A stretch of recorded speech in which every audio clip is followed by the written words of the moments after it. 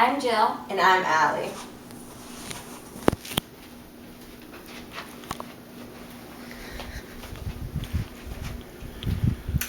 Hi, my name is Lucy, and this is my persuasive speech.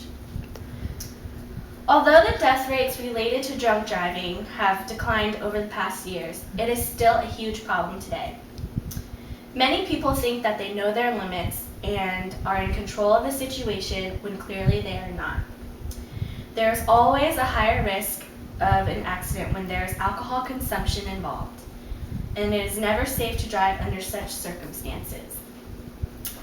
So really think about the aftermath before deciding to get behind the wheel drunk. I'm here to encourage you to refrain from drinking and driving by providing some information about the consequences. Consider the pros and cons before getting behind the wheel intoxicated. Can you think of any pros and cons? Or is it more likely that you'll come up with cons? I would say the second one. You can really put yourself and others in danger when you decide to get behind the wheel. Currently, the legal blood alcohol level is 0.08 in all 50 states. It has been proven by research that the blood alcohol level of 0.08, people are impaired at this point. Therefore, it is deemed unsafe to operate a motor vehicle. It is also known that your judgment is impaired and that your reflexes are slowed down. Therefore, you are at a higher risk to get into an accident rather than someone who hasn't had a drink at all. Now here are some statistics. According to alcoholalert.com, as of today at 10:52 a.m., there have already been 6,319 deaths so far in the year 2009 alone.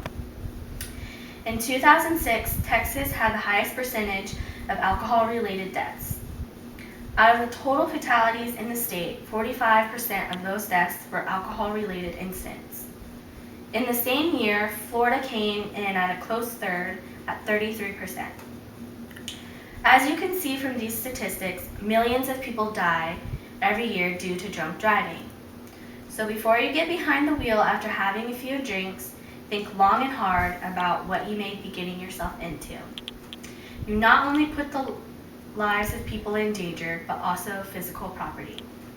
It is reported that billions of dollars worth of property damage is related to drunk driving incidents.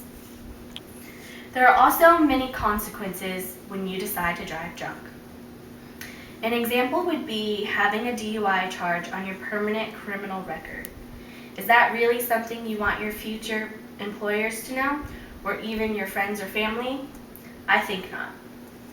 According to TampaBay.com, 1 in 67 people between the ages of 21 and 44 are expected to be charged with DUI in Hillsborough County.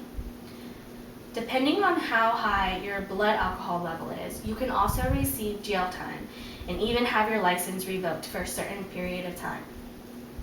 What if you actually killed someone while driving under the influence?